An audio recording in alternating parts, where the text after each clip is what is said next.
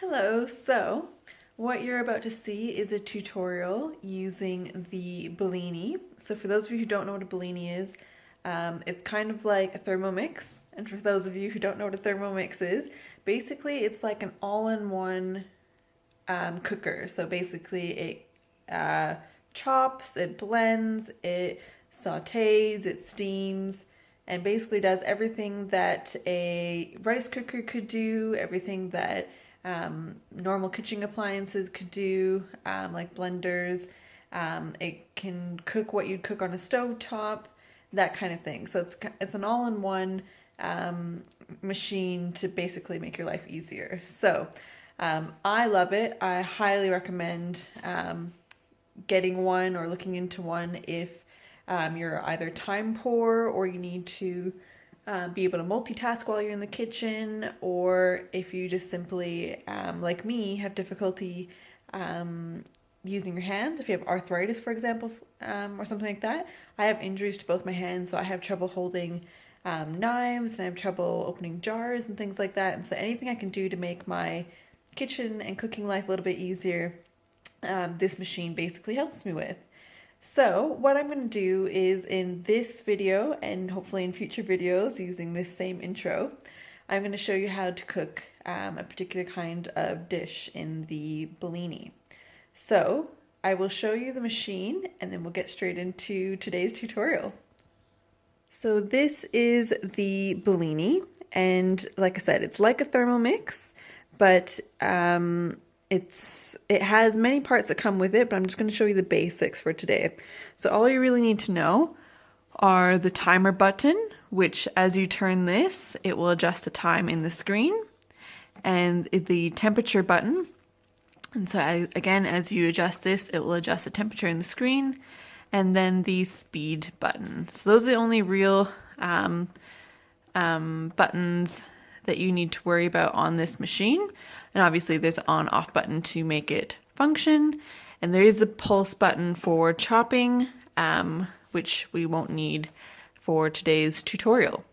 So the pulse button basically just chops things into itsy bitsy, like grated cheese. You could do that, or you could chop up and easily shred a bunch of carrots, that kind of thing. So that's what the pulse button does. So in the machine itself, we have the measuring cup, and that is something that you keep in if you're doing something like steaming or cooking things and you want to keep the heat in. Then we have the lid,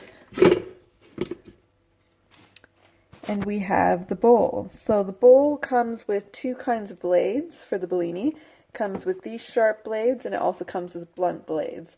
I tend to keep the sharp blades in there because most things that I use, that works well.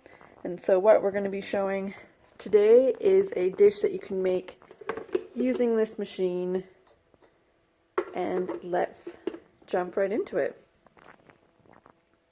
Okay, so to make the creamed rice in either your Thermomix or your Bellini or Smith & Noble or Kogan or whichever multifunction machine that you're using, you're going to need about 1,000 grams of milk. So for me, that works out to about 1 liter.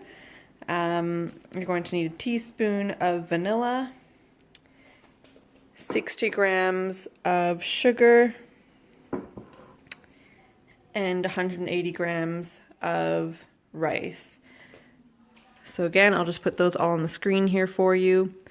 And so what I tend to do is I actually pre-prepare bags of the rice and the sugar and just put it in little Ziploc bags, so that when I make this recipe, I just dump the Ziploc bag, pour in one of those milks, and then just put in a teaspoon of vanilla. So it takes even less time than the minute it normally takes if you just do it all one by one. And then you just chuck it in the machine, and then that's it. So I'll go ahead and show you the settings on the machine, and then I will show you the final product. So let's go and make some creamed rice pudding. Alright, so once you have all the ingredients in, you lock it by putting the lid in place like that, and it'll snap in place. You then go ahead and put it on 50 minutes.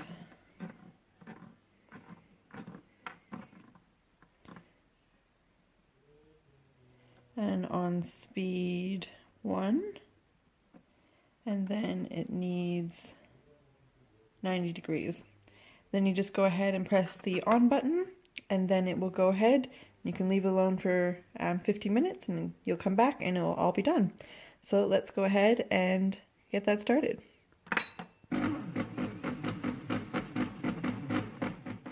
Okay, so this is the finished product, and so you can see possibly the steam coming out of it. So it's very hot, so when you do take this out, do be careful. And so then I just store it in one of these containers, because everything else, like regular Tupperware, you might not want it sloshing around and stuff like that. So I'll just go ahead and put it in here and then show you once I finish that.